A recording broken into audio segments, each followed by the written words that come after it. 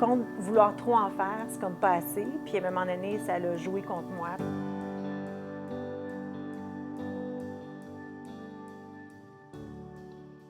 Moi, mon parcours atypique d'entrepreneur et gestionnaire a débuté avec un lancement d'entreprise à 24 ans.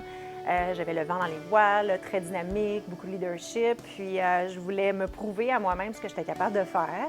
Mais par contre, vouloir trop en faire, c'est comme pas assez. Puis à un moment donné, ça l'a joué contre moi parce que je me suis vraiment donnée à fond dans mon projet d'entreprise qui était un lancement d'une école privée.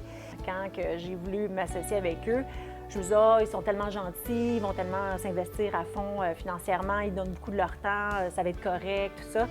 Puis finalement, par la suite des choses, une fois que tout était signé, tout ça, ils ont changé de direction, dans le sens qu'eux, ils voulaient aller plus vers la performance. Moi, j'allais plus vers une école qui était dédiée à aider les jeunes qui avaient eu des parcours difficiles, comme moi, j'avais eu à l'époque aussi.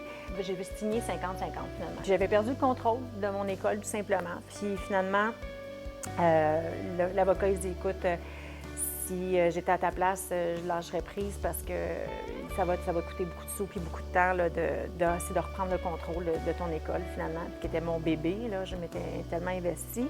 Même, je suis allée en thérapie après pour essayer de mettre un baume à cette plaie-là.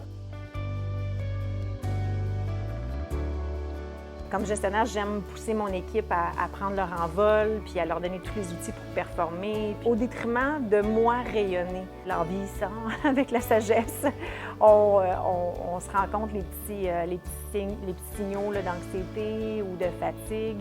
Puis à ce moment-là, dire OK, aujourd'hui, je vais emmener ma journée sur un autre angle, prendre un petit peu plus de temps, aller prendre une marche, finir plus tôt, peut-être me mettre dans un contexte différent pour attaquer tel dossier.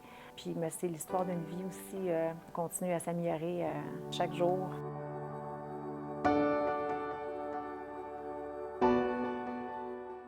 J'essaie d'avoir plus un recul sur ma carrière en assumant un petit peu plus qui je suis, en étant, oui, humaine, de bonne humeur, comme à tous les matins. Moi, je suis quelqu'un qui arrive dans une organisation tout le temps de bonne humeur, plein d'énergie. Mais par contre, j'irais plus faire l'extra pour que tout le monde soit super heureux. Dans mon hypersensibilité, j'essaie de mettre une barrière à ça. Je laisse mes petits démons de questions. Est-ce que tout le monde est bien? Puis est-ce que le monde m'apprécie? Puis ça, non. Ça, là, j'ai mis ça dans la filière 13. Puis ça, je dors bien avec ça maintenant.